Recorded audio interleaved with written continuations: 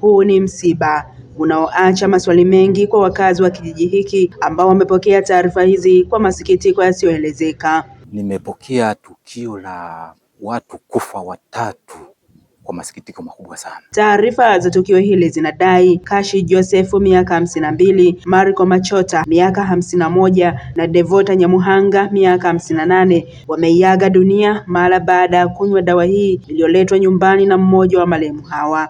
Bwana Kashi Joseph ambaye ni marehemu huwa anachimba dawa za kienyeji hizo, bali anadai kwamba huwa zinatibu UTI, vidonda vya tumbo. Kwa hiyo huwa anajaribu kuzisambaza hata kwa watu. Center huwa anapita pale anauza, watu wananunua, wanazitumia. Lakini sasa nasikia kwamba alikuwa amechemsha nyingine hapa, sasa ndio baadaye wamekunywa wao kama walengwa, na yeye pia ndio wa kwanza kunywa dawa.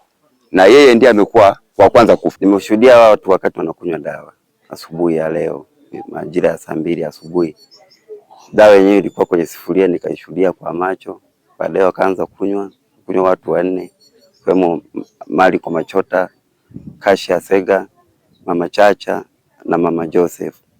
Watatu tayari wameshakufa. Na mmoja huyo yuko mahututi, yuko hospitali. Wakati wanakunywa walikuwa wanadai kwamba wanakunywa dawa ya kuongeza hamu ya chakula na kutoa sumu mwilini.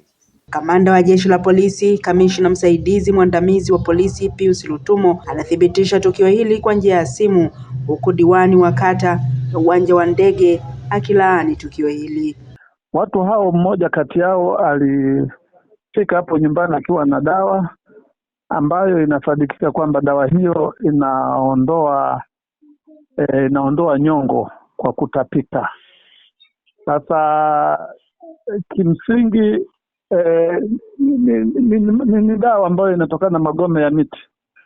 Kwa hiyo inavyoonekana waliloweka dawa hiyo kwenye maji, wakanywa maji hayo, na mwisho wa siku wakapata madhara hayo ambayo yamewaletea vifo. Kwa hiyo tukio hilo ni kweli lipo kule wilaya ya Serengeti, mkoa wa Mara.